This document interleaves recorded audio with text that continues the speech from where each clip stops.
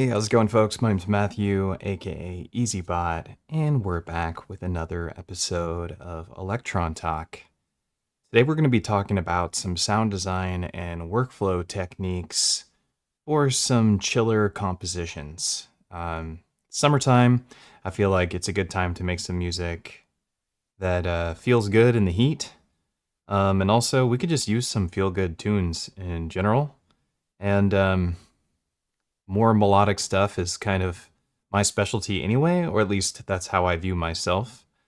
So I want to talk about a couple of techniques. I have an example of something that we're going to kind of recreate. This is something I worked on in a private lesson, and I liked where we got to in the end, and so I'm going to share it with you now.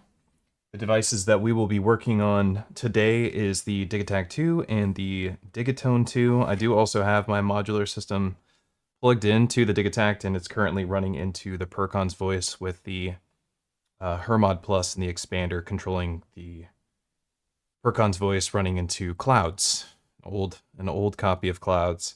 And so if we want to grab some of that stuff later, we will, but really we're going to focus on Digitakt 2, some of the limitations that the Digitakt 2 has, and the Digitone 2, and some of the limitations the Digitone 2 has, and how you can use these devices together to pretty much overcome any of those obstacles, and I'll kind of point them out as we go.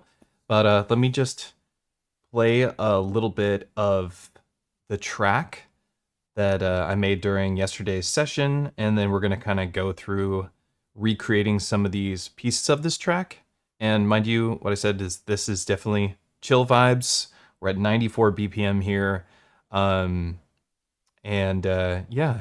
So if you're into hanging out and just chilling for the next couple hours, that's what we're going to do.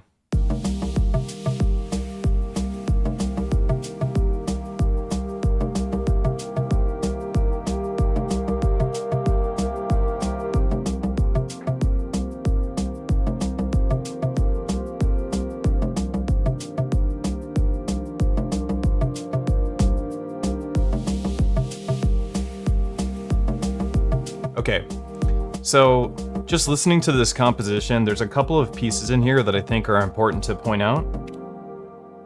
And so to achieve this vibe, and this is missing a bunch of components that would complete this particular track that we were going after. So a lot of times in sessions that I do with people, and also just for myself, whether it's for work or just that I want to learn something new, I put on a track that I want to listen, or I want to emulate, and like say I'm inspired by this artist, and I'll listen to their track, and I will not try to one-for-one copy the track, but what I'll try and do is copy the idea of the track. So if it has a bunch of noise, sweepy type sounds like what I just had there, I start thinking, okay, how do I accomplish that goal? Which device is going to be the best to accomplish that goal? And we're going to talk about that specifically.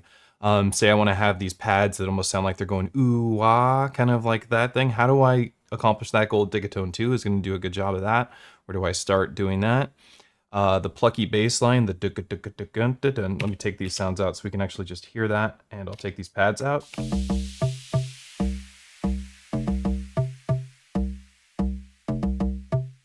You know, we're probably going to actually start on accomplishing this goal and some of the advantages that you have with the Digitone to making these kinds of timbres. Now this sound right here, this is a really big part of the track that we were trying to copy, and so were the pads. But this bass line and that noise sweep, which I think is on, it's on 13, so let's just hear it without that. This sound, I was messing around with the different engines on the Digitone, thinking like, okay, how do I get there? You know, is it FM tone? I started on FM tone, I went down to wave tone, trying to emulate it, then I went to the FM drum engine, because it kind of sounded plucky. I ended up at the drum engine, but then realized what the sound is car plus strong. It's a pluck, it sounds like a bass guitar, and I was like, okay, well, the answer is actually the comb filter.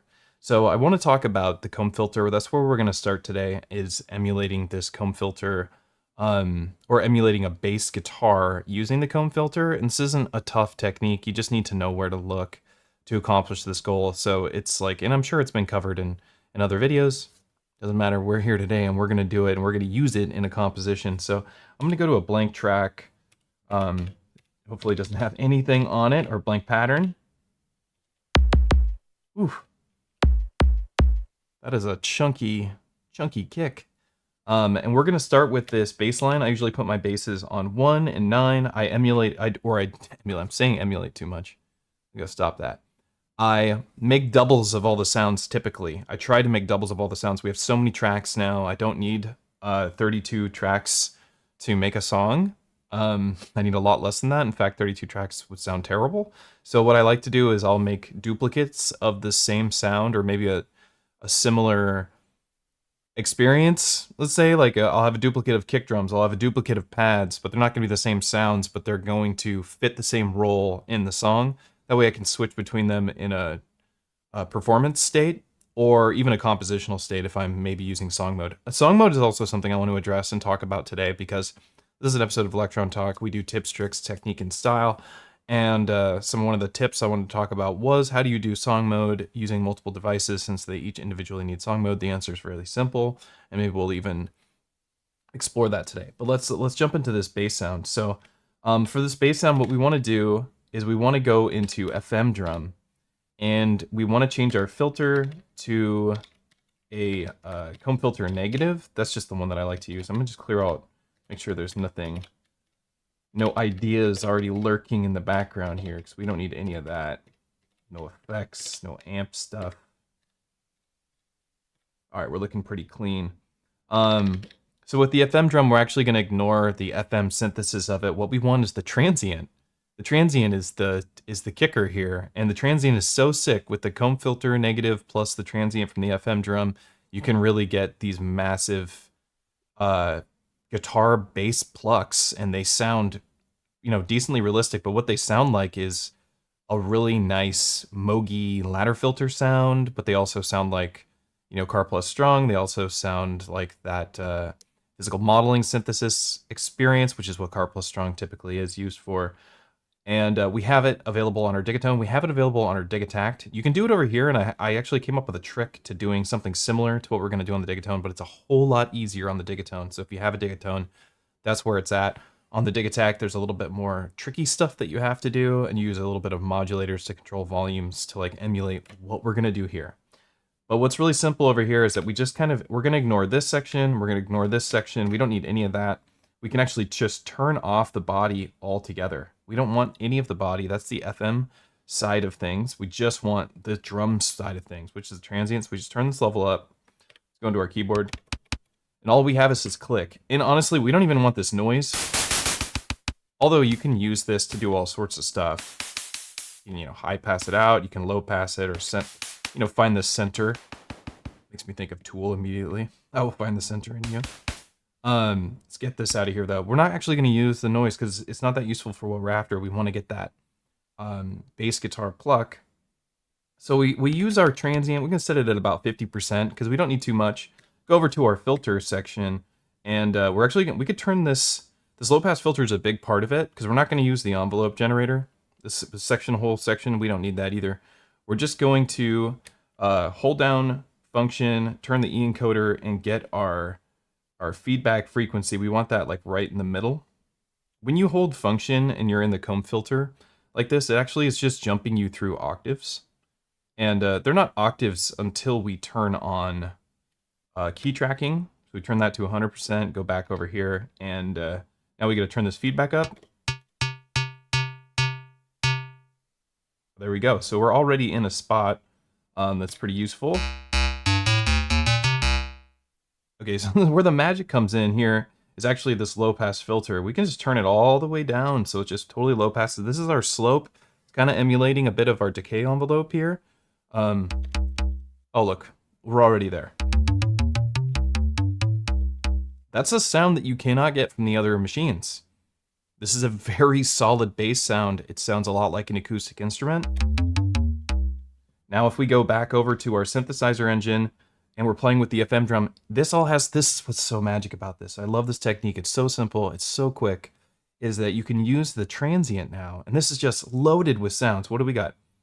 I mean, there's so many sounds inside this transient section. This is just little tiny samples that are in the Digitone too, to use as transient for drum sounds.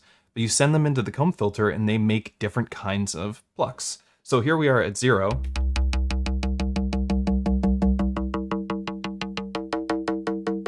I mean, it's fantastic. It's like going through a wavetable almost, but it's not.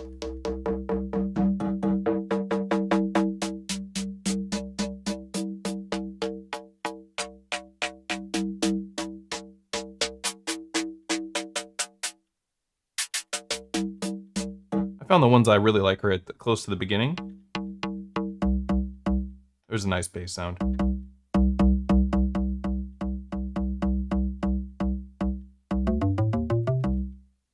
Bam! So it's so good, and we can make it more plucky by controlling our envelope generator in our amp section. And so we could either use the ADSR, because this is a synthesizer, ADSRs are more useful. We could use an HD. It'll accomplish the same goal for the bass line specifically. Both these envelope generators are going to do the trick. And there we go. So I'm going to put down just a quick 4 on the floor kick. We're going to be at a lower tempo for this because I said we're making some chill tunes. Let's hit 100. We're going to use 4 on the floor really just as a metronome at this point.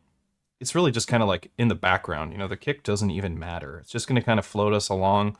It's really, like I said, a metronome for us. And we want our plucks to be not on the kicks. We want them to be kind of like playing with the kick, bouncing back and forth with the kick. So maybe we do 2, 3. We do 7, we do 11, we do 14, 15, or 14, 16, something like this that plays around that kick drum, kicks are on 1, 5. If we moved the kick to somewhere else, we would play around the kick on that spot too. And then from here, we just find some notes. We don't need that many notes. We want this to be able to repeat for long periods of time and just go on and on and on. And we're going to kind of just build layers on top of it. So the bass line, we can have trig conditions, we can have probability that maybe affects this bass line so that it changes and evolves, but we don't need to have too many notes involved in it. Like I said, the more notes that you have, the less times that those notes can repeat, because you start to memorize them and it becomes annoying as a listener. So right now we just have it playing a C note because that's the default note that comes in here. We could go to a scale to keep things easy. I guess I have it on C Dorian, which isn't a bad spot for us.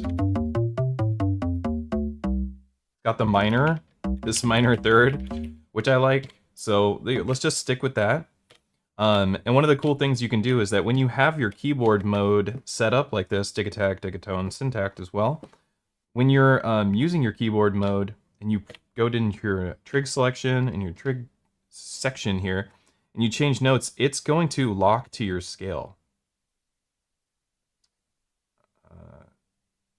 And if you push down on it, it'll, well, currently right now for me in this section, if you push down on it, it's going to lock to my scale. So it's skipping over the F sharp.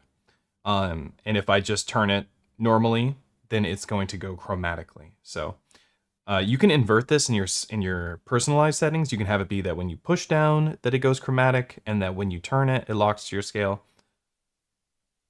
So I want to use the scale locking feature. It's nice.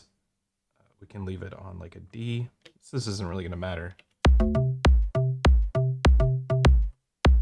Okay, let's just have it go for 1 bar. It's easy to stick into 1 bar. This kick is way too donkalicious. Let's kill it. Get something a little bit easier on our ears. I'll stick with my kick section.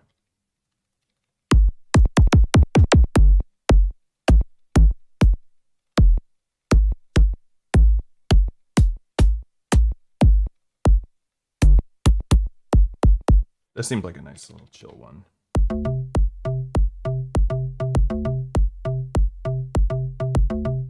There we go. It's already pretty similar. What were we on?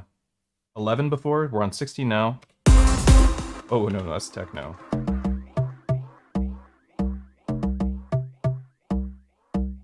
You can hear this one's got a little bit more fullness to it, a little bit more width. That's something that we need to address.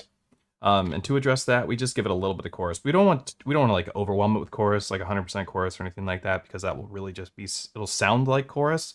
Right now, we're just trying to steal a bit of the chorus's width that it adds as an effect.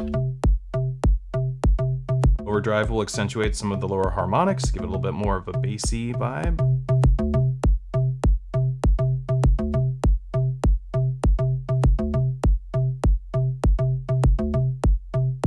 Nice. And it totally works. I love the comb filter bass. It's so plucky. Like, it does a great job of fulfilling that pluck sound of a guitar that is hard to get without sampling into, say, your Digitakt. But let's mess with these notes a bit. I want this to be a little bit more minor. This is sounding a little too cheerful.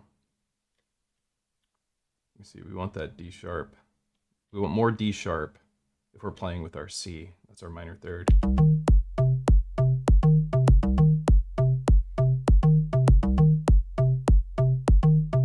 Maybe we'll go down an octave.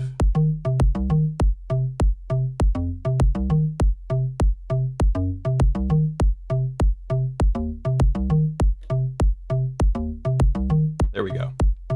Now we can put a nice C minor chord behind this, maybe a C minor 7, and have it kind of undulate underneath it at the same pace as the kick. So I'm gonna go to I always put my chords on 7. 7 and 15 are my chords section now, and 8 and 16 are just like noisy things that I can play with that don't matter as much. They're kind of like just background stuff. That's what I've gotten used to doing.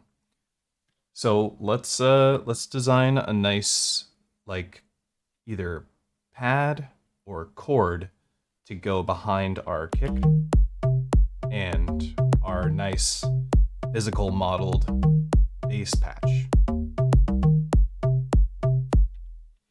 Let's extend this kick drum out to 8 bars, and I like this idea because I'm gonna play with this more later, where I remove the kick on the last bar of the 8 bar, and directly after the kick is removed on bar 17, so to speak, or however many bars that's looping for. So on the beginning of the next pattern, or the next turnaround of the pattern, a noise sweep will decay. Not a noise sweep that builds, but a noise sweep that decays out. So like a shh, shh, shh, shh type sound. It's a sound that I hear all the time in Justice tracks. I love Justice. And they use this thing all the time where they don't just build up with noise, but they also exit into a new section of their song with noise, and it sounds so good, and I've been using it in my tracks a lot. And I'm going to show you how to do that technique as well. We're going to do it on the Digitakt, and we'll talk about why that might be best done on the Digitakt in this particular combo when we get to that space. So let's get to our chords. My go-to engine on the Digitone is always going to be the FM engine. It is the best, most powerful engine on the Digitone. The other engines all have their jobs. Like, we already used the FM drum engine because we wanted access to those little perk sounds, those little transient sounds to ping our comb filter. And now we're going to just use the FM engine. I don't care what algorithm we start in. This doesn't matter. And I know that there's maybe some people out there that are memorizing which algorithm is the best one for them for particular use cases, but, you know, they're all just kind of like, they're all going to accomplish your goal. You know, I think, like, once you've already designed a sound, switching your algorithm after you've designed the sound is where the exploration comes in, where you're like, oh, this algorithm is actually, let's dive into this one a little bit further. I've already made something I like. Let's see what happens when we switch our algorithm. As opposed to, like, being like, I'm going to use algorithm 2, and this is where I go always, is algorithm 2. I don't know why one person would choose that over another algorithm. The base of your patch is always just a sine wave. So it isn't until you actually start building a sound that these algorithms matter. So we could use algorithm 1. It's not going to change the game for us, which algorithm we start on. But that being said, let's explore a little bit. Maybe let's try algorithm 6, see what happens. So the first thing I do whenever I'm building a patch in the Digitone is this page is almost totally invalid. There's a few sounds on here that matter. Barely, like, right, these don't do anything. This one, when it goes negative to your modulation, it actually starts affecting the carrier. We're listening to the X side, and that's why we're able to hear the carrier, because X is the only thing here. It's like very little effect that you get on this page. And, you can get some stuff playing with your C operator, of course. Barely anything from your B. It's just going to be dividing harmonics. Not very exciting stuff, right?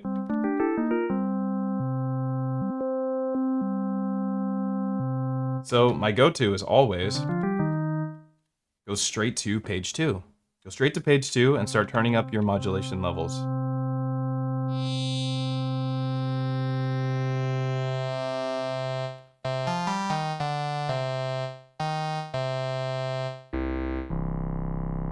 Got some cool sounds in here. It's not crazy. Like, why would you go to any other engine when you can do this in 2 seconds? Real. Not making dubstep today, that's for sure. It's never really been my genre.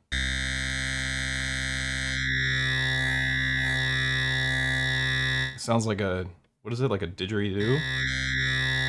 Wayo, wayo, wayo. That's pretty cool. Maybe we should keep that around.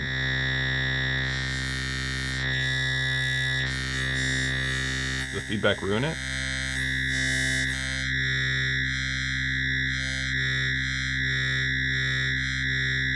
Okay, we need to modulate that. So when you find something that you like, when you're turning your hand, playing with this is what you should be doing, in my opinion. Go straight over to your modulator and think, all right, harmonics, mod, let's get harmonics. Just a little bit. Now it's doing what I just did with my hand.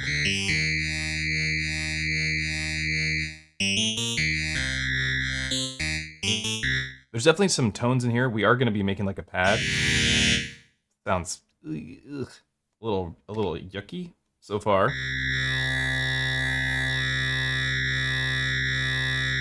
But if we filter it, maybe not so much.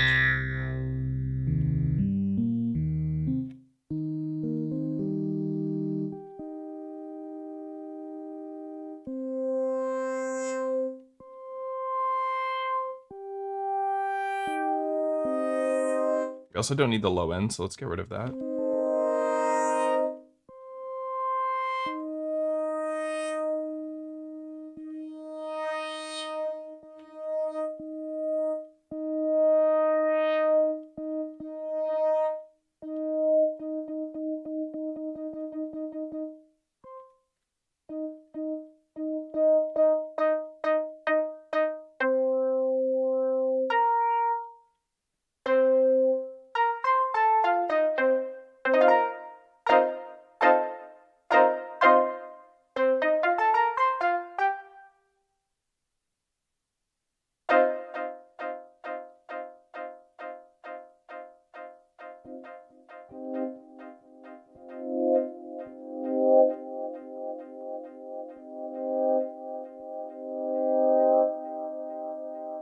Still sounds like there's a little too much.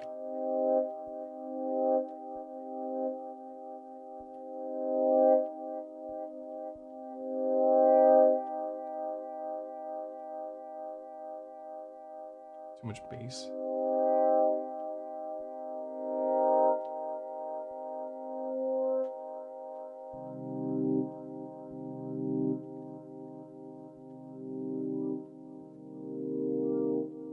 It's getting better.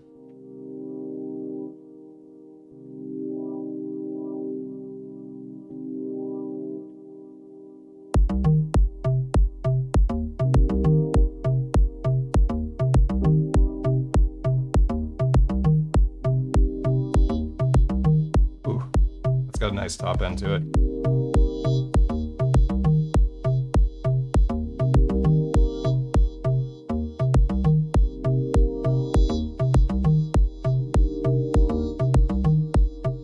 Okay. Real quick, I want to hear. Ooh. Wow, I really like that.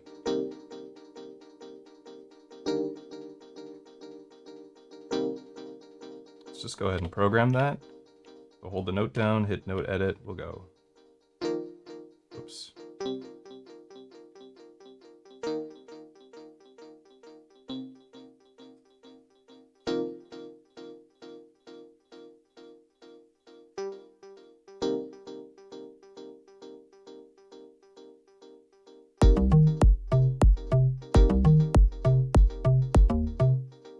Okay, we got that first one in. I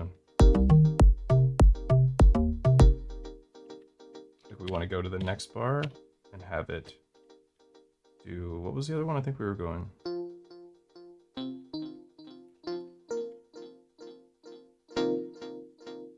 We can jump in between our chords by holding function, hitting left and right. We can kind of audition them.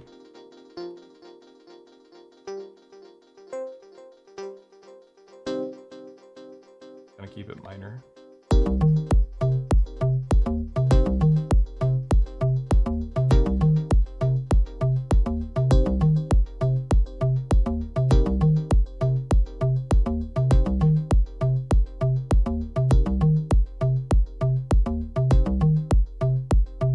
I want to hear how this would sound with the...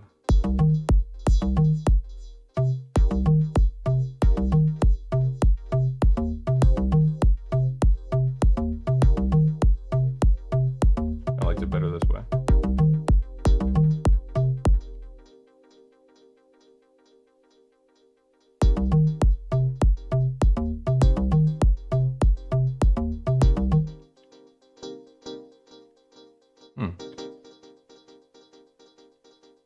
I had this other chord where it sounded like it was like, hold on.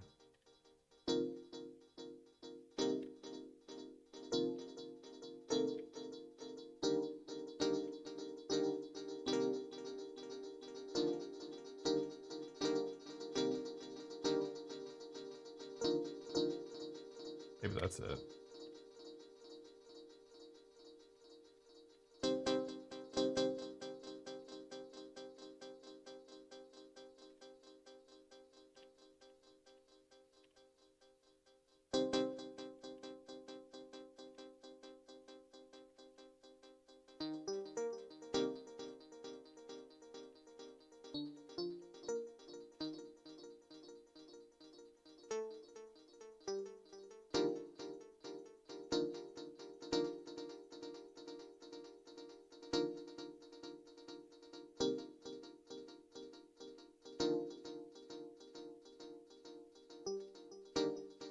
There we go. We need to keep that fifth in there. That was the problem.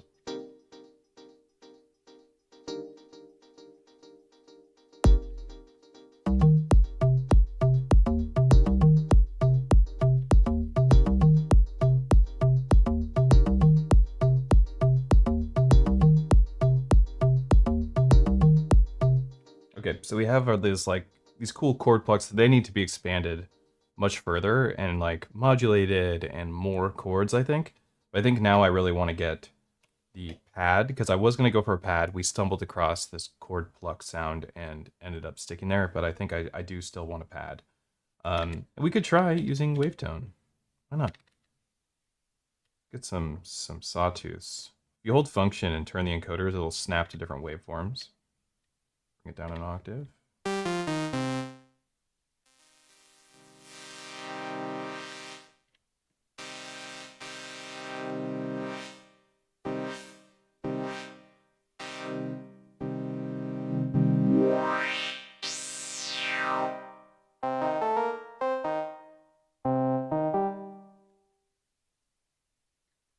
Long attack. Very heavily filtered.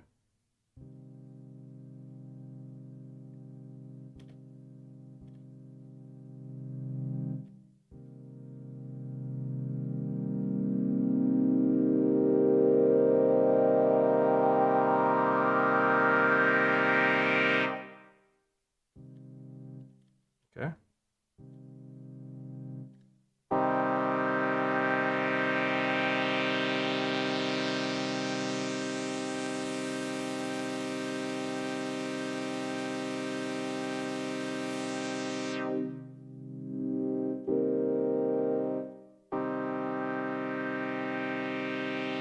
Let's get some vibrato on it, so oscillator tune to all.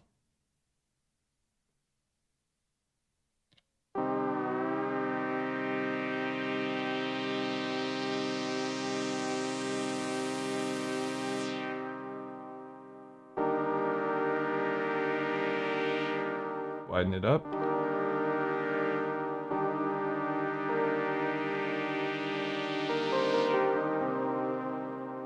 maybe modulate another piece of this. But what do we want? Maybe the filter. Let's just make the filter cutoff kind of move around a little bit.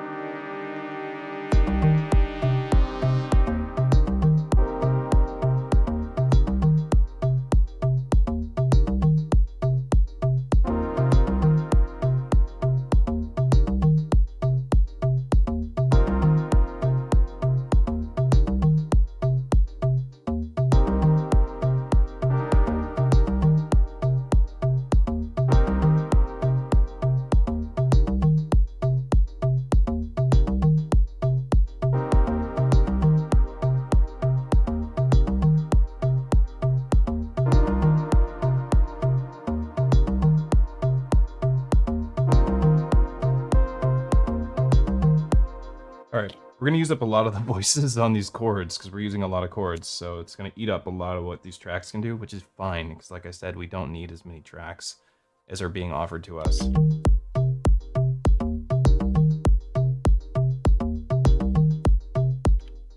Keep it super chill, yeah? Okay, maybe we want this to like undulate with the kick since these pads are so long.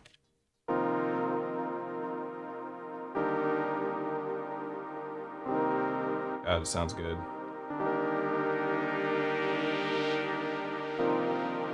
Oof. Digitone 2 really does sound good if you dig into it.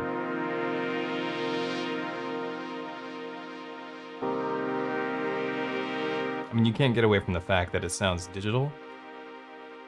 It's just the way it is. But the amount of options that it offers for sounds, pretty substantial. Let's put a chord in.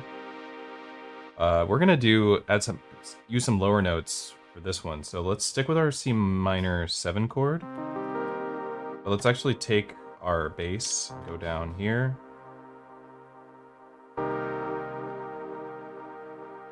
Maybe we even want another higher note. Maybe we find like this G note and bring it up to G6. Oh, nice. What's cool is when you're looking at this chord mode, I don't know if you've seen this, but if you're in a scale mode, see how it says G sharp 6, there's an exclamation point? That's letting you know this note is out of your scale, but it still gives you the option to use that note. I think that's pretty great. Right now it's all playing for 16th notes. If I adjust the trig length here, it's actually going to adjust the trig length right here in our note position page.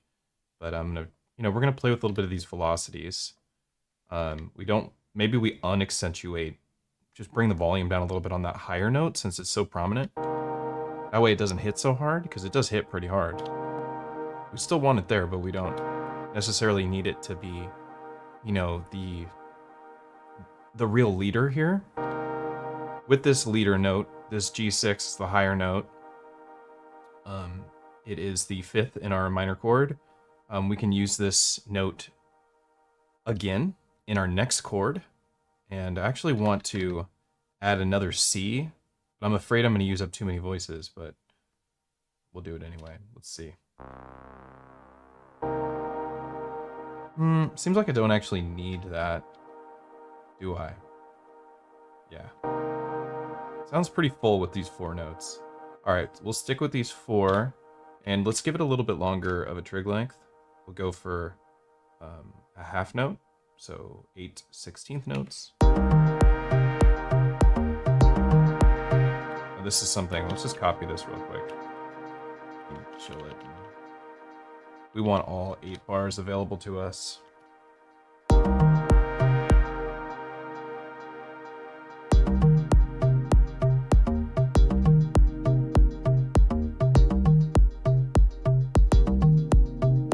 There we go, nice and subtle in the background.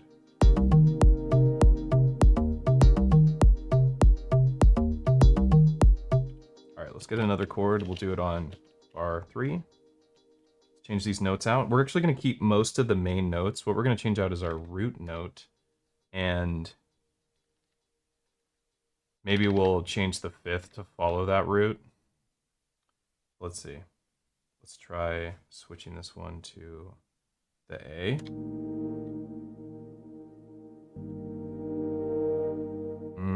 The G sounds good. F.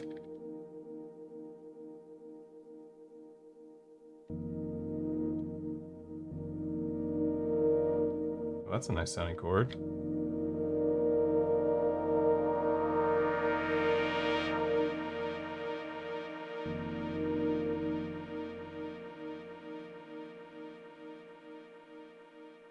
Mess with these a little bit.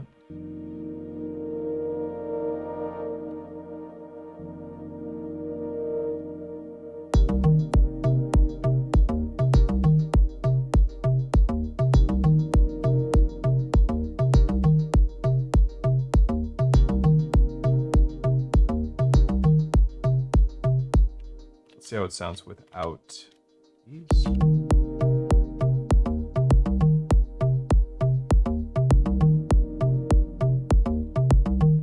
To breathe a little bit more.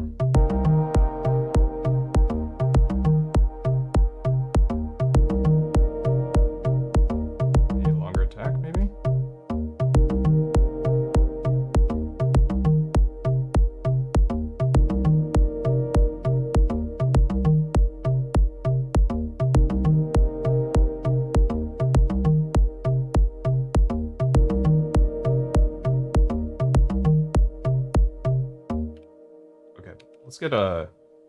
Let's get like a hat or shaker type sound. Let's just throw the hat down. I think there's already decent sounding hat in here.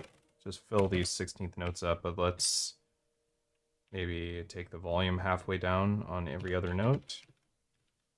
I guess we just copy these two now and just paste those along. Cool. We'll do 16 notes and lower the track level.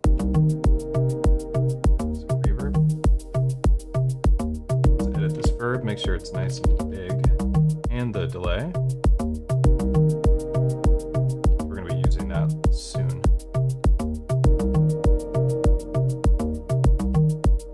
Open up the reverb tank.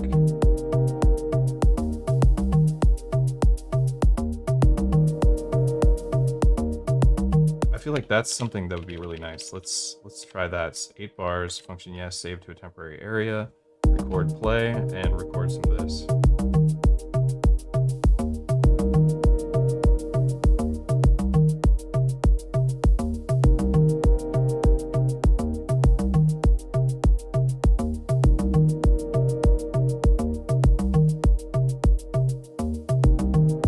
Now we got that in there.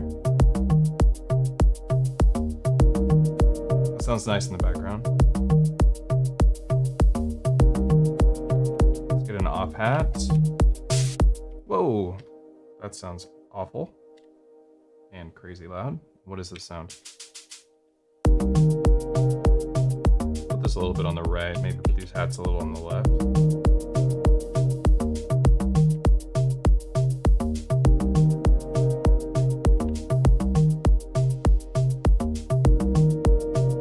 Trying to fill up some space back here. Okay, let's go back to these chords, because they're a little cheesy sounding. They're definitely FM sounding. They sound like DX7, sounds like a DX7 like xylophone patch that we stumbled upon in algorithm 6. Never talk smack about your algorithms, apparently. I also think this is a pretty good time for me to check in and say hello to the chat. I have not done that yet.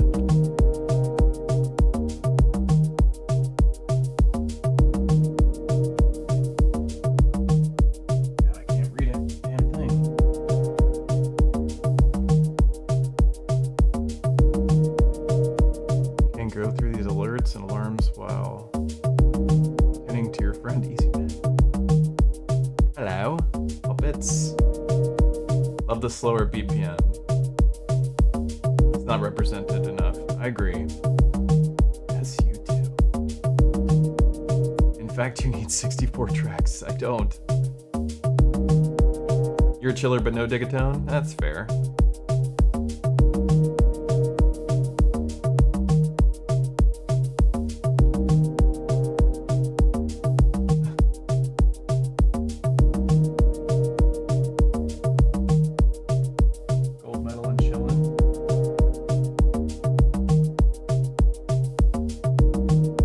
this live stream is being recorded.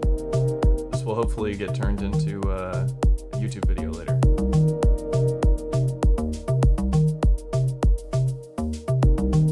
I wish it would put the chat on the other side of the screen. Let me see. There we go. My God, that's much easier to read. This definitely has amp piano vibes. It does. I agree. Nice tips. Do you have a no-nonsense Digitone sound design video like you're doing here? I don't have any videos like that. But it's a good idea. Archie. Is that top end cycle left and right? Not sure what you mean. Maybe you elaborate on that one. What's up, Toby? Is there an efficient way to record into the DT2 with another scent and be able to do it in time? With another scent? With another synth? The answer is yes, if that's what you mean. You mean without having the DT2, without having to stop the DT2? No. No, there's not. It's not like the Octatrack. The Octatrack would allow you to do live sampling and live recording without interrupting your flow. Of course, the limitations on the Octatrack are unique, and you gotta learn the Octatrack. You gotta buy an Octatrack. They're like $1,700 now. Big plucky bass like this. Amp piano, it's the South African genre that sounds like deep house. Big plucky basses like this. Oh, cool. Yeah, that's rad. Track reminds you of Junior Boys? That's funny. I get Junior Boys comparisons a lot on this channel. And I do have Junior Boys in my playlist mixed in my car. I think I'm caught up on the chat now, so I'm going to jump back into it. Okay, so what we talked about before is we wanted to make some pads, which we did. It's not the same pad as the one that we had from the track that I shared. Whoa.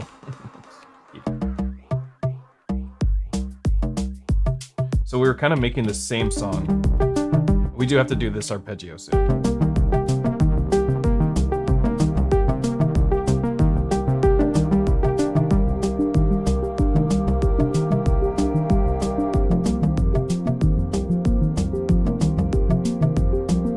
Okay, this is what we were trying to make, and this is where we're at so far. The other one was, you know, almost 10 BPM slower, so it's a big difference, and a different chord progression in a different scale. So they're not going to be identical, but it's the same vibe.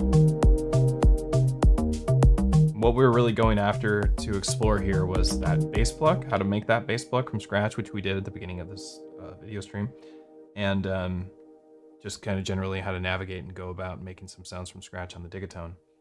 And now we are going to add a noise decay sweep. I don't even know how else to put that. A noise fall. I don't know. What do you want to call it? Noise whatever. We'll put it on track whatever, track 13, because I usually use like perks and stuff on 5, so this noise on 13 would be just fine with me. Definitely don't want that sample. I think I already have it loaded up, but I'll tell you, it is in the factory content. I'll show you where it is by clicking on it. Noise cassette.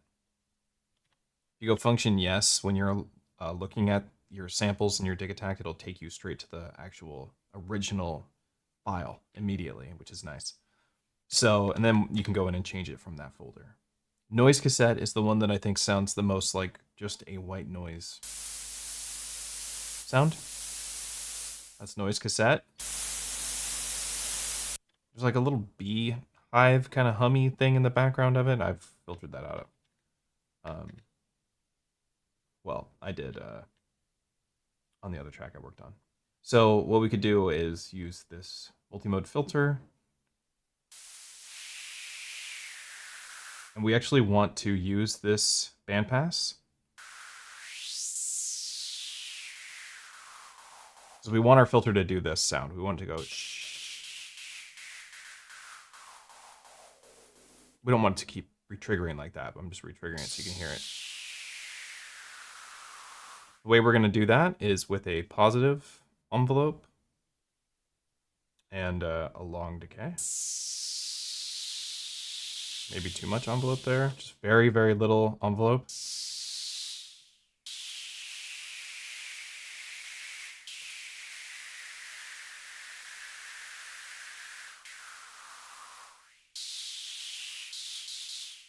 And then we want to give it some good reverb.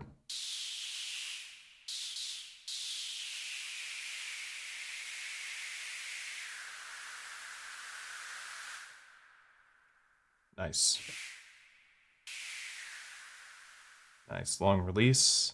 And now here's what we're going to do. We're going to do what I'd been doing on my Digitakt and Digitone.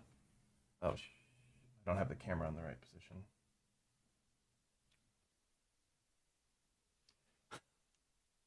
Damn it. We're gonna have to talk through that all again because I just did my thing where I leave the camera on my face when I'm talking through this tutorial. Let's do it again. So I wish that there was some way to like actually ping my face so that that wouldn't happen to you. If we turn this into a YouTube video, we will cut this section out. Let's talk about it again really quick. I want to do it from scratch. The whole point is that I want to share these techniques with you, so forgive me. You're going to have to go through it twice. This time you can actually see it. So I'm just going to totally erase this whole idea. Delete, delete, delete, delete, even removing the sample slot.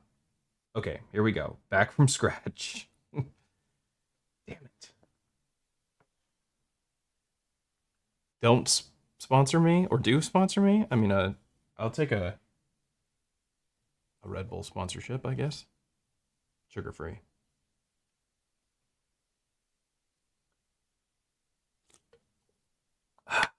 Okay. Let's get the noise cassette sample back.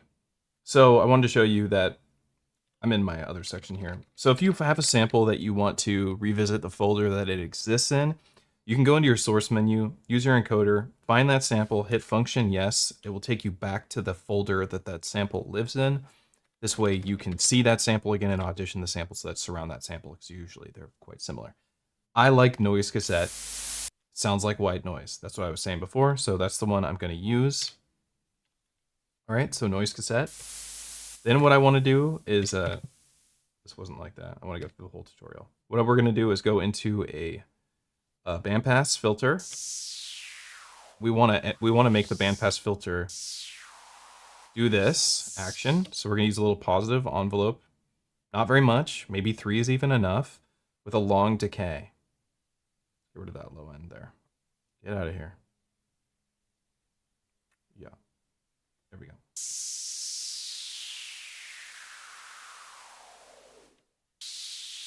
Okay, we give it a bunch of reverb. That's what we wanted to do. Maybe we need a longer decay.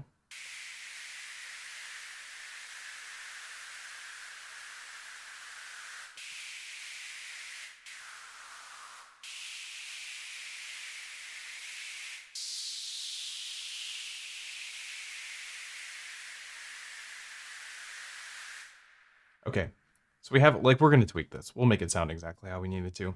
This is the fundamental idea here. We don't really need much more. We already have the built-in modulation directly in the pages of the filter and the amp section. Let's turn this decay time up. I want it to have a nice fade. That's really important because it sounds good with that. Sounds good with the fade. So now what we're going to do is we're going to go function filter. We're going to go into our compressor routing. And the way we're going to use the compressor on both the Digitakt and the Digitone today, and maybe for the foreseeable future, maybe forever on these boxes, because this is the best way to do sidechain pumping now, is to group tracks into your sidechain bus, just like you would do on Ableton or Bitwig or Logic or whichever DAW you like to work in. You make a sidechain bus group, and these devices let you do that now. We can do it on this one too. And so what you do is you just turn off every track that's going into it. There's also this section here that has your input and your effects. So you could sidechain pump incoming audio if you wanted with your kick drum. It's super sick and it works really well. And then you can sample that. But we want to use our kick drum as our modulation source for the sidechain, so we don't want to include that. But we do want to include our noise. which I believe I put on 13. And then we want to go into our compressor. So we're not going to use the compressor to compress. We're literally going to use it to duck. I'm going to turn the makeup gain all the way down because we're not trying to bring any volumes up. I'm going to bring this attack to like 8. The release is already at 32. Sidechain filter I'm going to turn off because I don't want it to target or ignore any frequencies that it's ducking. Are going to target track 1 for our source, and then ratio and threshold is going to be how much of this ducking occurs. It's going to be attack and release is going to be for how long does the ducking occur per kick drum. So it's an envelope follower following the actual shape of the kick drum waveform, and that's what modulates the volume for whatever tracks we send to the sidechain bus, aka the compressor. We're going to call it sidechain bus moving forward. And it'll make it sound like this once we put a trigger down. Oh, first we got to make this page longer. Let's just use 8 bars again. And have this go for like, you know, I don't know, maybe for 2 bars. Or maybe less. Maybe we'll have it go for half a bar first. I just want to hear it. Oh, first I got to turn up the compressor. Make sure the compressor's dry wet mix is all the way up. Okay, so that was not long enough. Maybe we do need at least a bar. We could just use more decay time.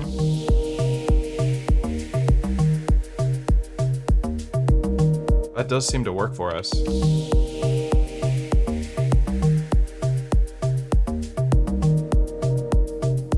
That sounds nice.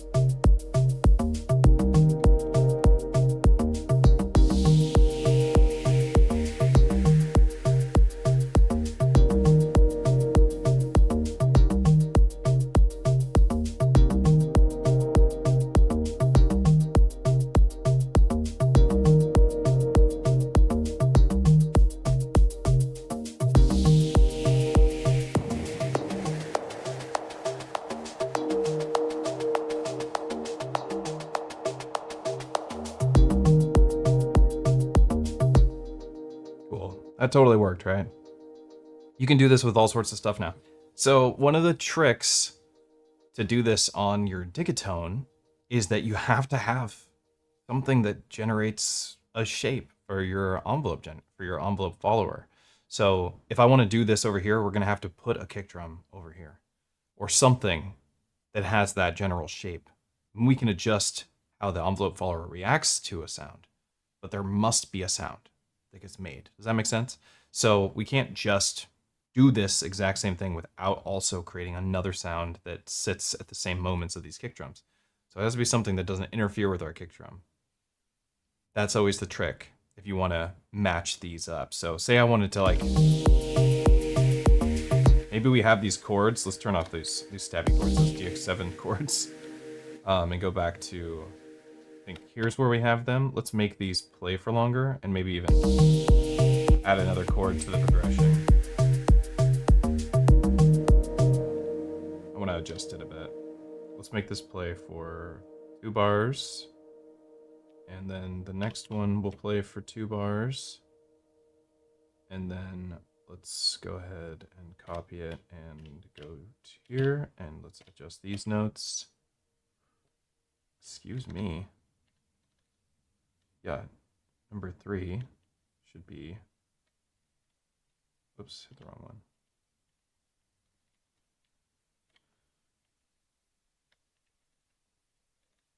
This should be on, oh, it's bar 3. I thought I just pasted it here. Thank you. So it lets you know what bar you're looking at. Step 1 of bar 5. And that's great. That's what I want.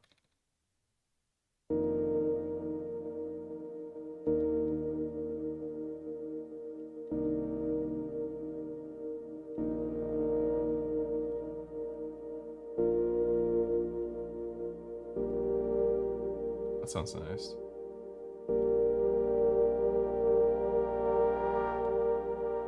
Okay, let's keep that.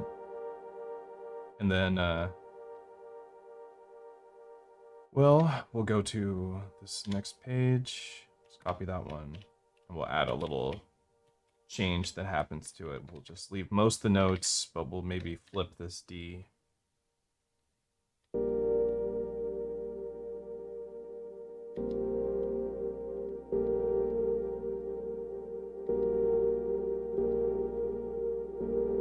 The dissonance with this A note is really nice, but I think it's too close to that other octave, so maybe we go all the way up.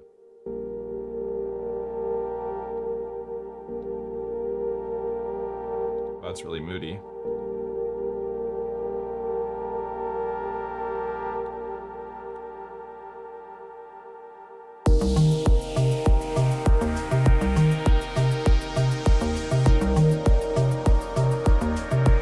Whoa! What happened here? What happened to my chord? Where did you... What is going on? My chord got cooked. This one sounds like... That A6 is too high. Maybe this A2 is too low?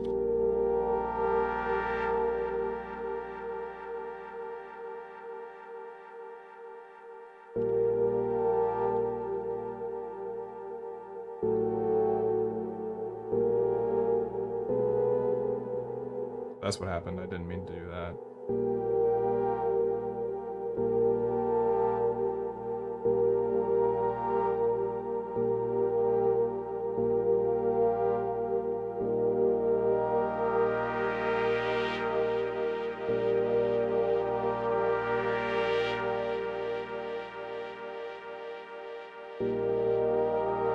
That's nice. So it'll resolve on the major note. That's actually a really powerful sound. We're going from a minor to a major chord at the end there. That's great resolution. Let's just copy this chord again. Go back to page 5, or 3, I'm sorry. Let's edit this one and just do a little adjustment.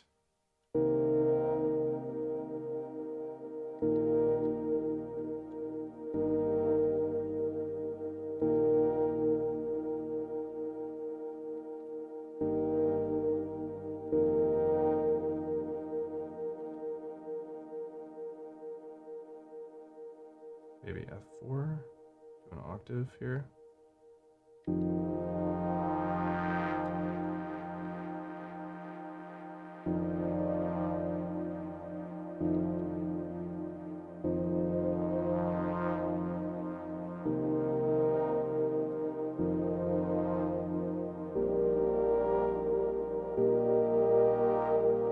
Let's see how this sounds.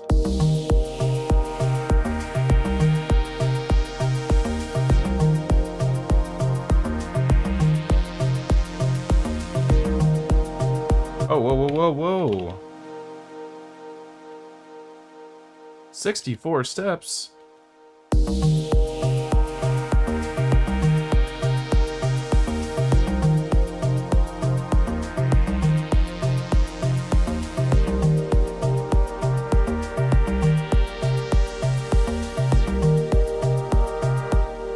Yeah, maybe I don't want that major turn.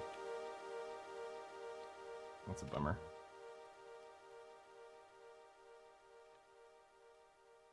What was that major note? It's the D sharp 7. Shouldn't be though. But it does make a major chord for us.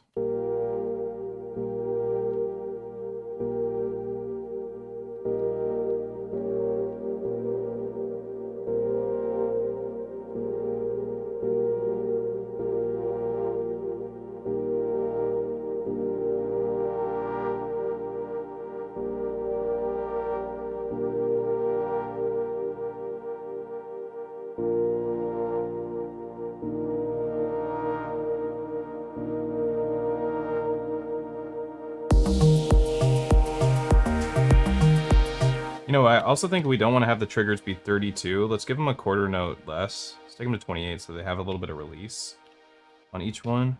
It just doesn't sound right to me. So each one gets a little quarter note of release time. It's 4 steps. We're going to send this into a sidechain bus and duck it same speed as that kick drum. And then we'll mess with the kick drum and give it a little bit more life.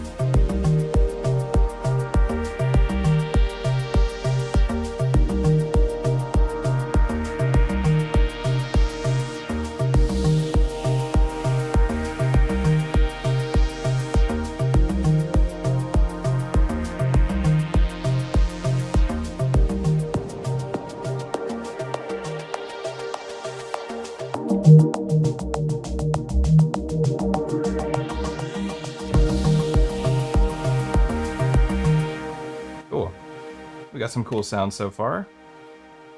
I'm gonna go ahead and put an arpeggio on track 2.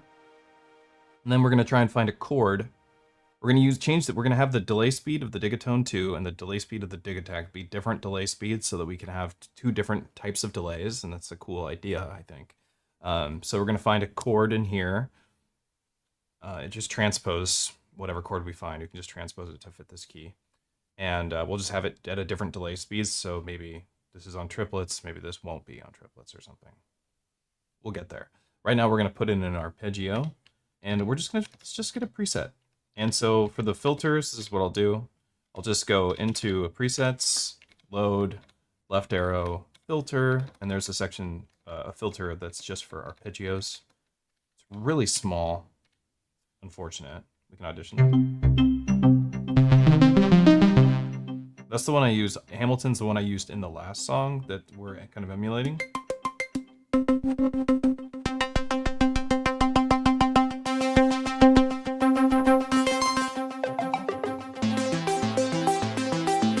I like this one. I don't care for the note progression that it has. I don't need that. So I'm actually going to erase that because we're going to use chords from our track. But I dig the sound design overall. Cool. That works for me. And what we're gonna do just to start it off, just to like fast track us, is go straight over to our pad track, because that had the most interesting chord progression on it. Copy the pad track. This will copy just the notes, it won't copy the sound. And then we're gonna go to 3, 2, that's where I had the arpeggio, and paste it right in. It'll also paste the page length and everything, so it's there. Let's bring the volume down because it's gonna be too much.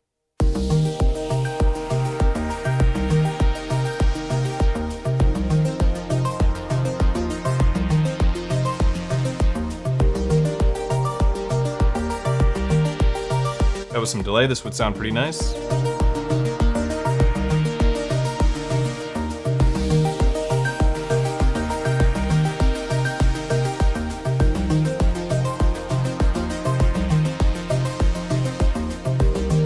Definitely turned out.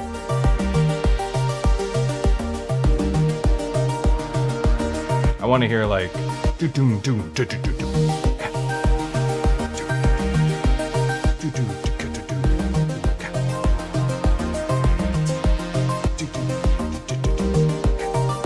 I think we need to like add a little bit more drum sounds here. I'm gonna use track 3 as what I've been using for my claps lately. Get clapped. Get clapped on track 3, that's what I'm saying. Too much reverb. Bring this down. A little bit of verb though.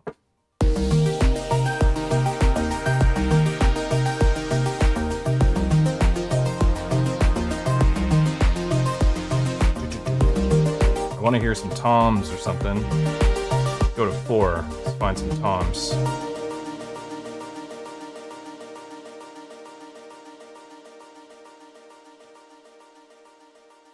Toms, toms, toms, toms.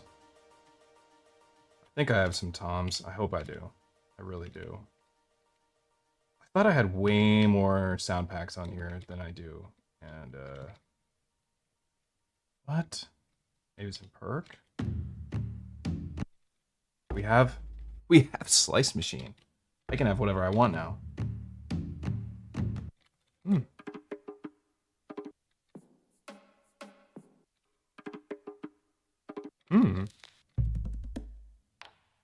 Oh, that could have some cool sounds.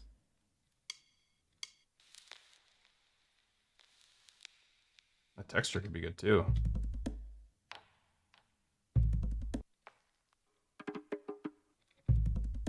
I think I like that. Let's chop it up. Function source. Slice. Yes. Let's see. Let's see if the Slice Machine can detect transients. How many sounds are in there? I mean, it can't even see them at all. Let's just go with like 8 slices. Yeah, didn't think so. They're so quiet. I don't think I'm going to be able to separate these.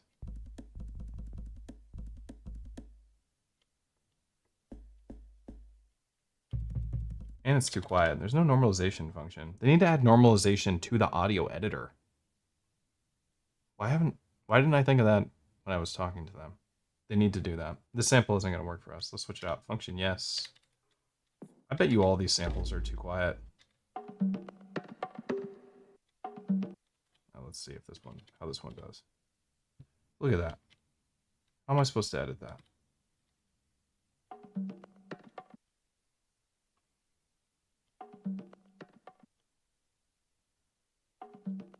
I might have some good ones, actually. Am I wrong? That's alright. Alright, I'm deleting the slices. Hold on. I'll do these all from scratch. It's easier this way.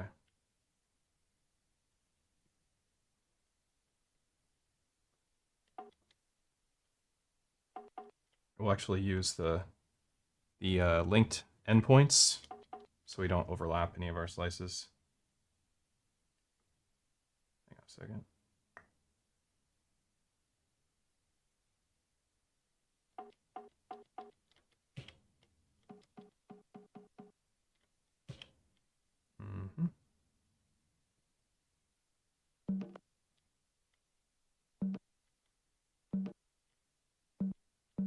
I guess we'll use that sound.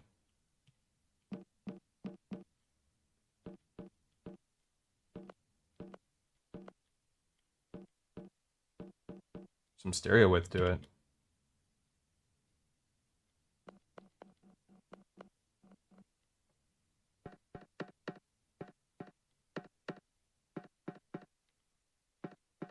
I like the little tick that's in my left ear.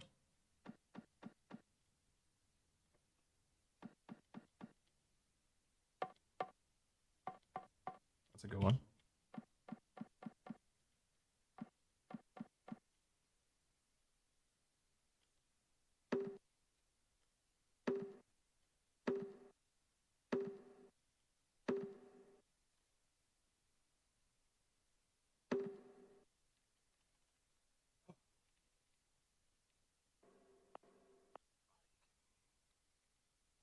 Are you freaking kidding me? I just deleted all my slices.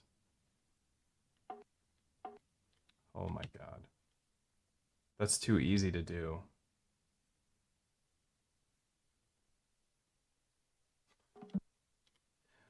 Oh man. It's not how it works on the Octatrack. You can't just delete your slices like that on accident. You're using function all the time. I don't know. I don't like that. That upsets me.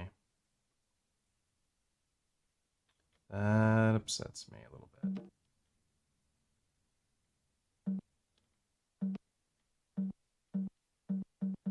Let's get those zero crossings. If that is working.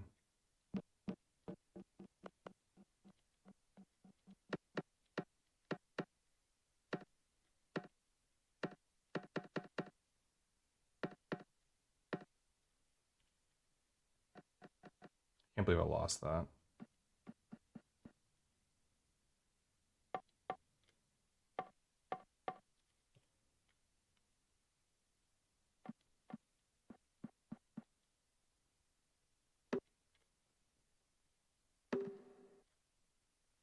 Just take me out of the editor, for God's sake. When did that...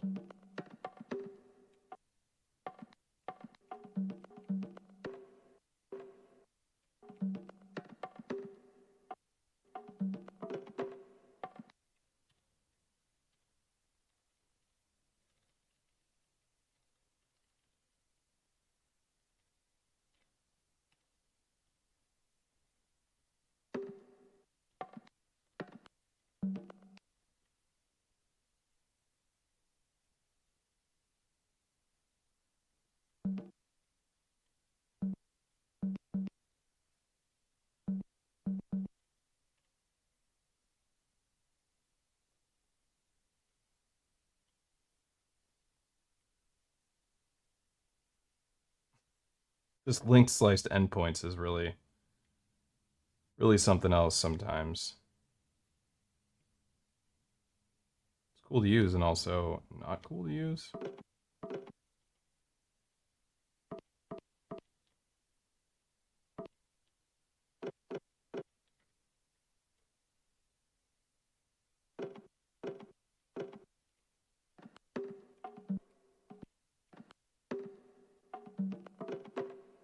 Why is that slice?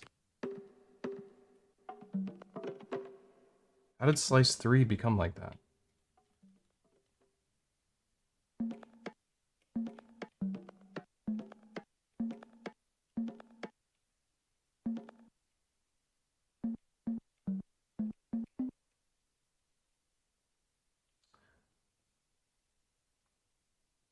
I just deleted my slice again. Definitely get frustrated with this audio editor. It's so different than the Digitakt or the Octatracks.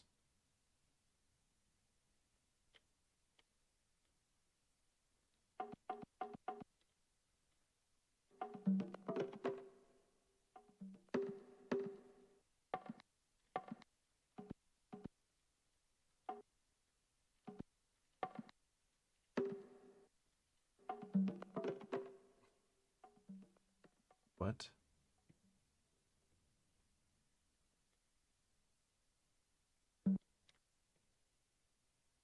That samples. I already did that one.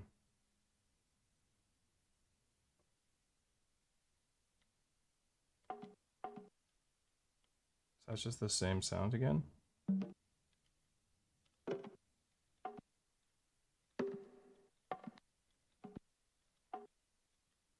Okay.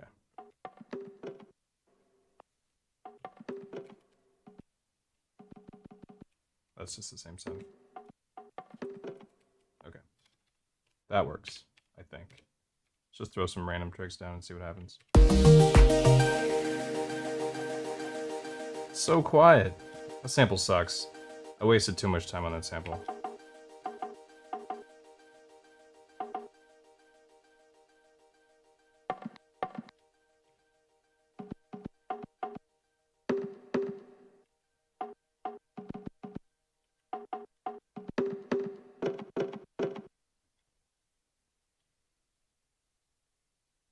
Let's do the thing where we're messing with the delay time.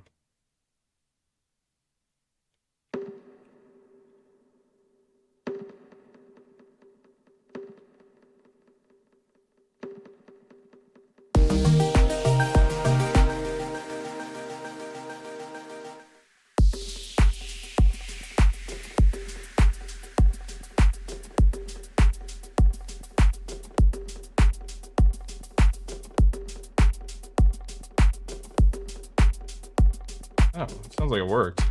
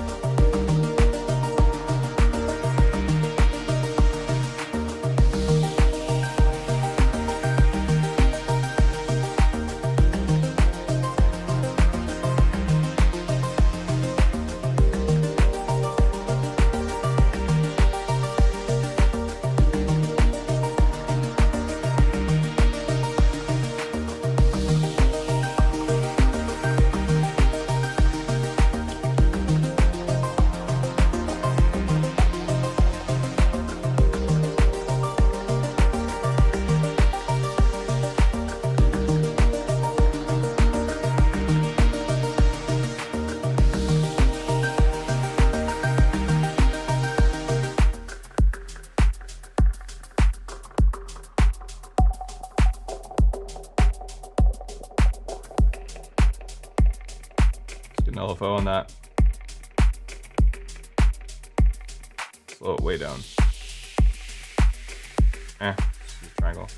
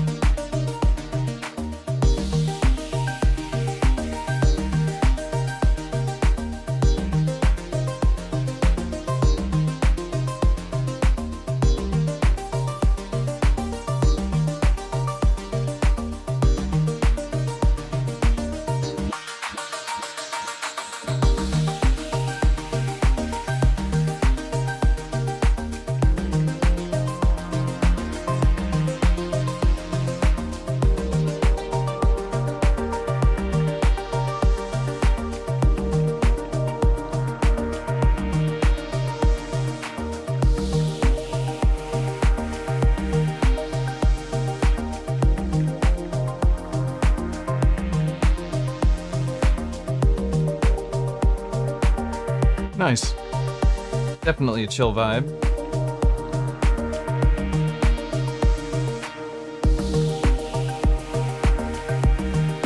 Okay. Now I want to add like some sort of pumping scenario, which we could pump right on the Digitakt or on the Octatrack. On my performance template, you can't see because it's out of the screen. I do have LFO track 5, LFO 1 set to pump.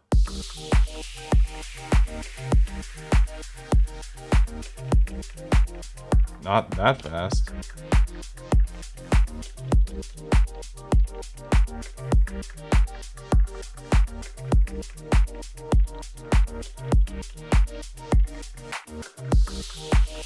Hang on a second.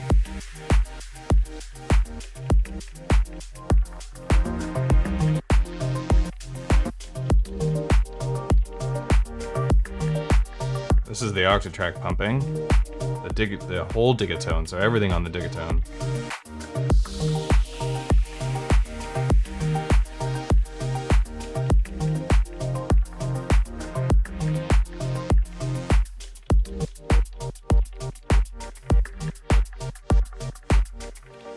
Which I don't think I'm gonna do.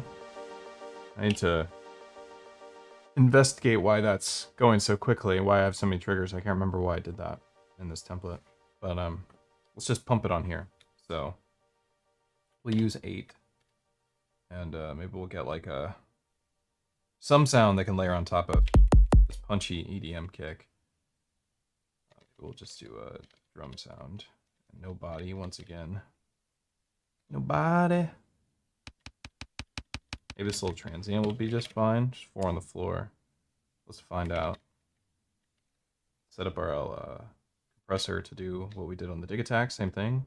100% wet. Release 32. Attack we'll set to about 8. Compress source is 8. No sidechain filtering. And then we want to send everything that we want pumped, which is track 6 currently only. Maybe we want to pump the arpeggio. We could try that out too. Let's hear how it sounds.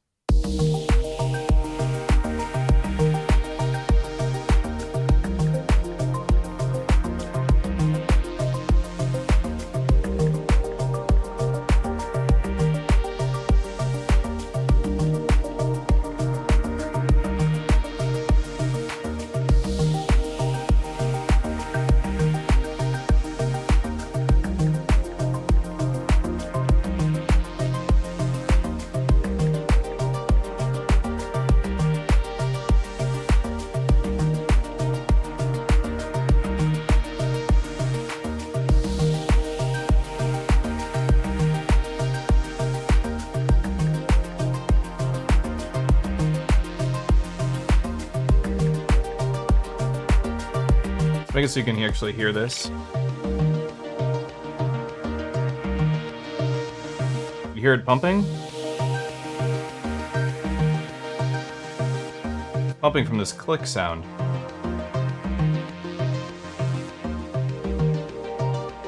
Just a little click. Almost unnoticeable. We have the ratio turned up way high and the threshold up high because I have the sound so quiet. So we need to accentuate the envelope follower in our compressor settings. It works. That little click doesn't bother me. Make it part of the song.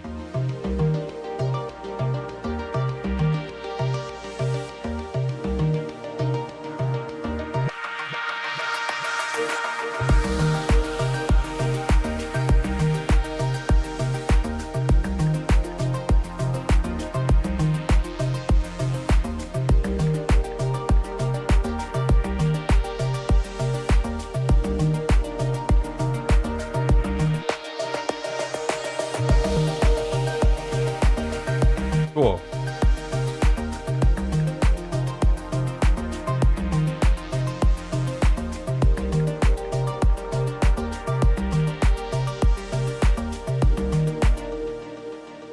So now we can like edit these notes on this arpeggio to have them be a little different than the chord progression, because it's a little obnoxious having them be the exact same sounds.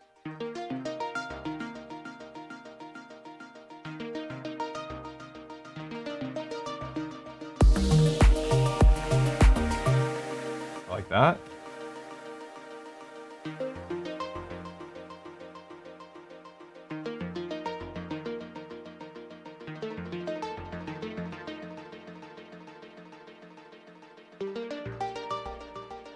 It's a nice chord right there, though.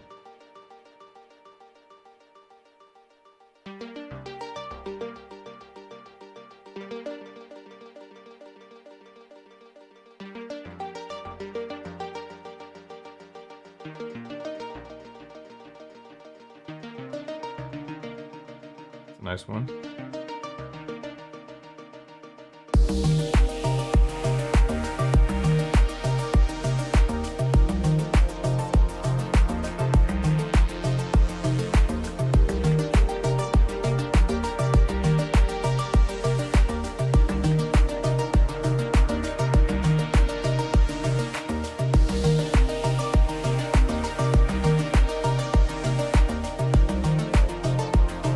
There we go. The interchange or the exchange between, I don't even know what the word is, what I'm searching for there, but the arpeggio doing the same chords, mostly the same notes with a few different notes that are at the high end of the chord. So they're the most prominent, the easiest to spot with our ears. Playing with those chords, that's a nice change of pace there. Now I think we need to add more to this bass line. It's not doing anything, but you can't really tell because of the chord progression. That's really carrying the whole thing. This is kind of just... You can see the bass player doing this groove. You know what I'm talking about? Bass is up high. Hand like this. Chin back.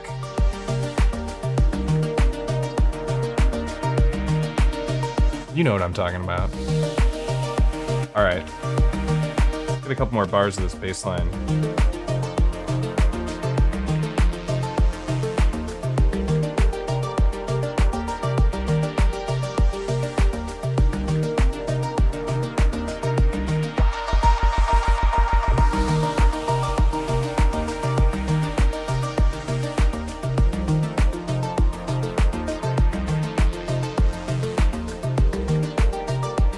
Go to page 2 and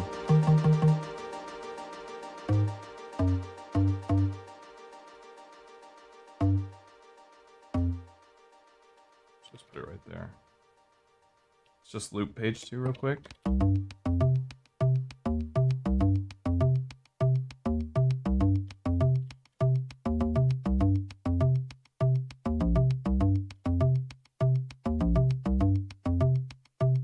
Maybe add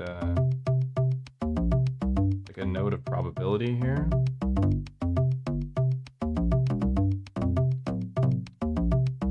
Maybe a high note, how about that?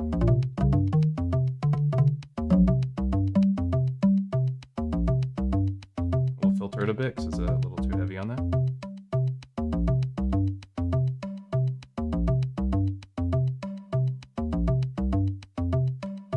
But then we'll lower its probability down to like 50%.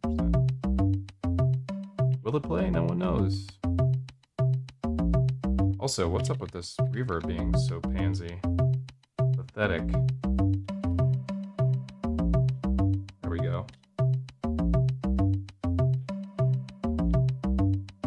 Let's go another 2 bars.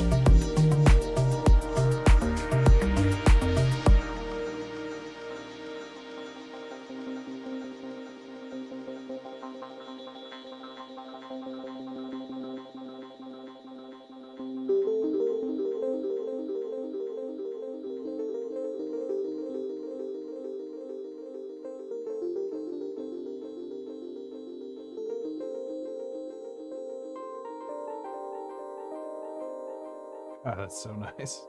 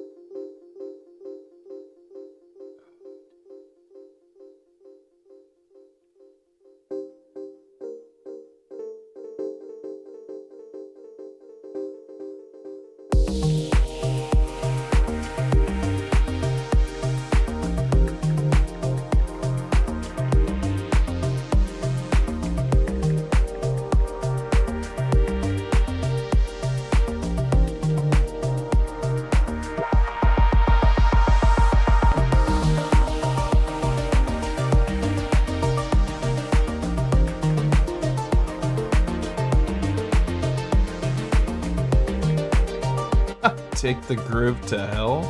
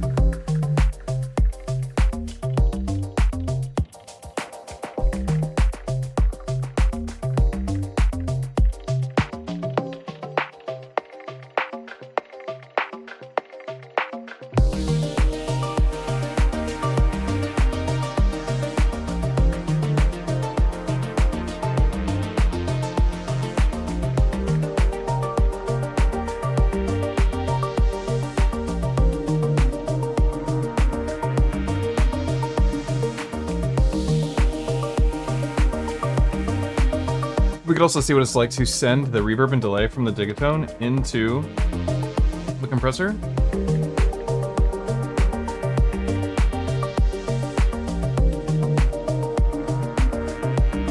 Definitely accentuates the pump.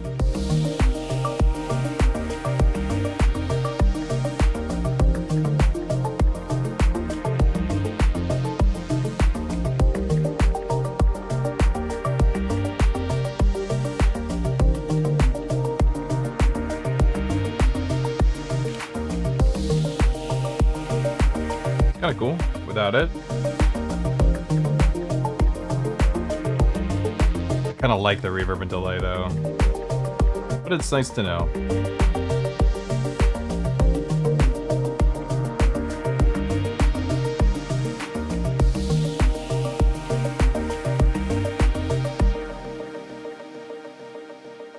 The last thing I wanted to do was I wanted to add like a chord or something.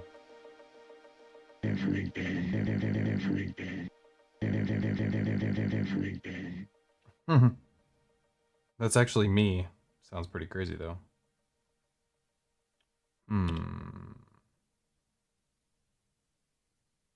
See if I have any chords in here. Oops.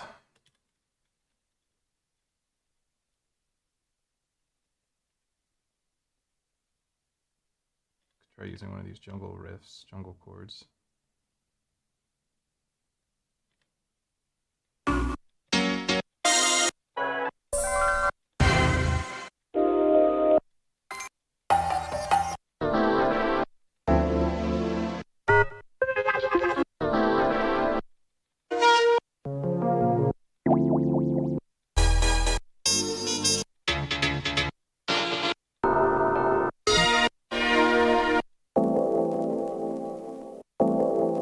Oh, that's pretty. What's going on? Oh, it's sliced.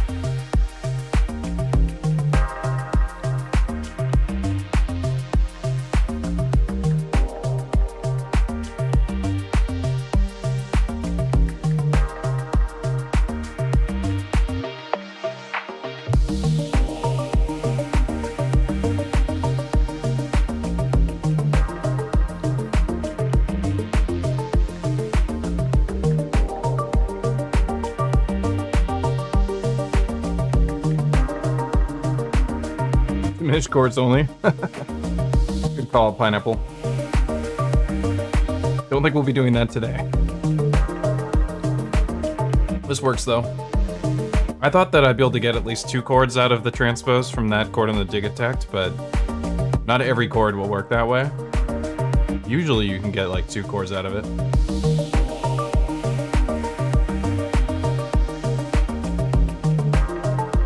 Nice.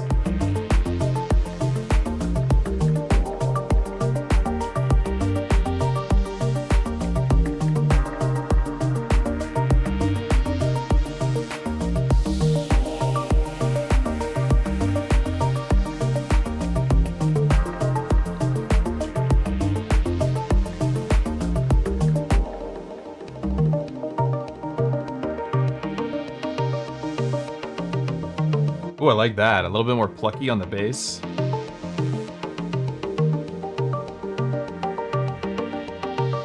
Yes. I'm not even using noise. This doesn't even matter. Doesn't do anything.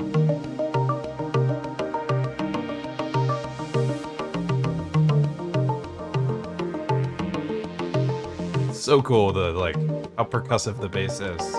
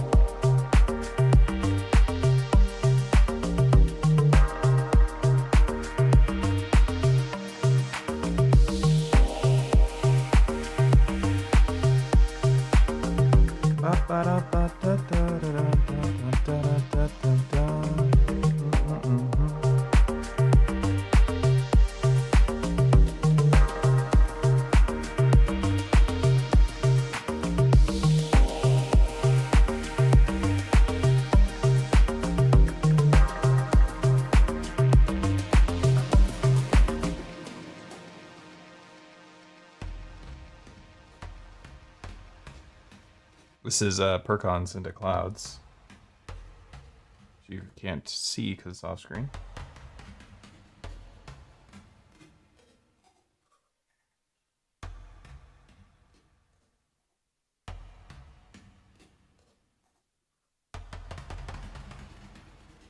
But it might sound kind of cool if we, let's just mute some of these sounds real quick.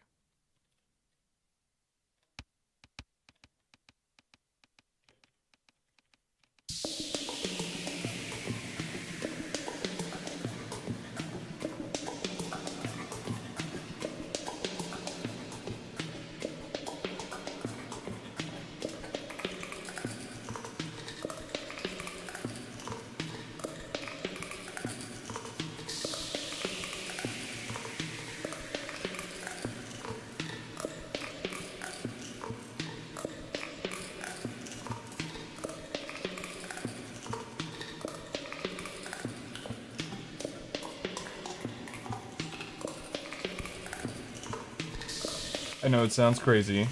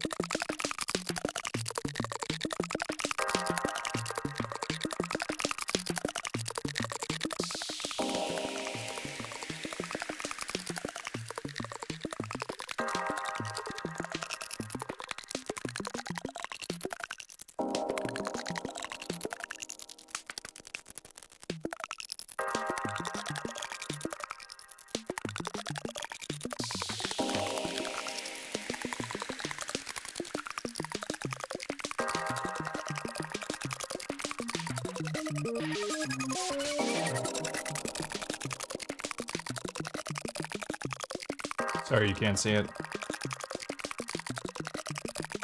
It does inspire me though to like to sample the Eurorack system. I need to play with it more. It's been a while since I really dug into it. But I have the expander for the Hermod Plus, and it's a real game changer if you're a Hermod owner. Highly recommend it. I wouldn't even buy the Hermod without the Hermod expander, to be honest.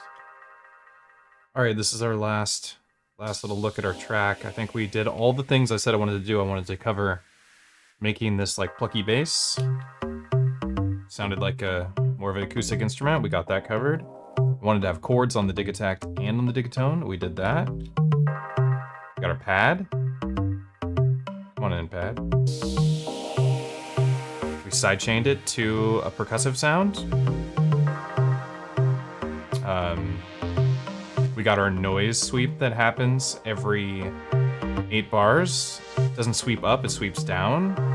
That sounds nice. And it gets triggered by a sidechain bus in our Digitakt.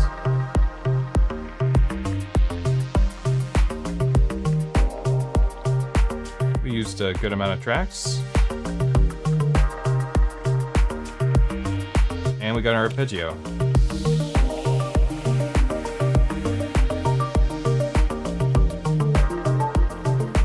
It's following the same chord progression as our pads with a couple of notes altered. Just add some nuance, something a little bit more unique. Get rid of some of the bass in it. Clean up the mud. Bass with filter, very important. Use it all the time.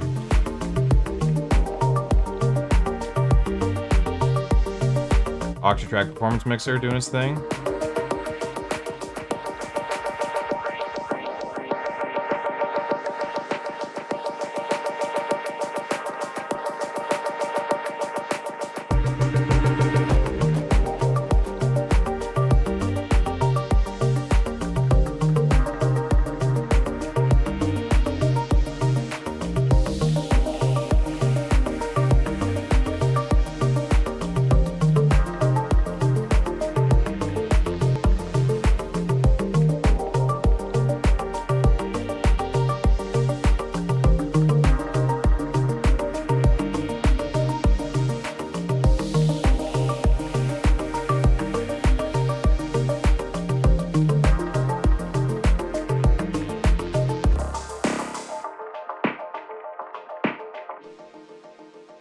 Cool.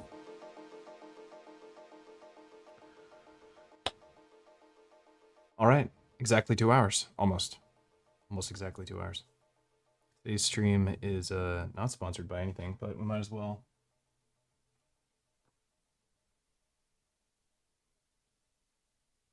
Shout out to Modbang, modbang.com. Get yourself some stuff. All right, folks, my name's Matthew, aka EZBOT. This has been a live tutorial on sound design and workflow techniques using the Digitakt and Digitone together to make some more chill melodic content. Chill melodic music. Ugh. And yeah, hope you enjoyed the stream. If you like these kinds of streams, you can go ahead and swing by here every Tuesday about this time. I do this every week. And if you want to support this channel, you can visit patreon.com/EZBOT.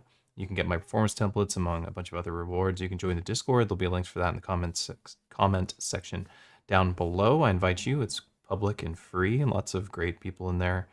And lots of great tips and tricks, and a healthy marketplace as well. Yeah, thanks everybody for hanging out with me today. There was a good group in here, and had some great comments for me to read. And some fun music that was made. Right? Fun music? All right, folks. Everybody have a nice Tuesday and enjoy yourselves. I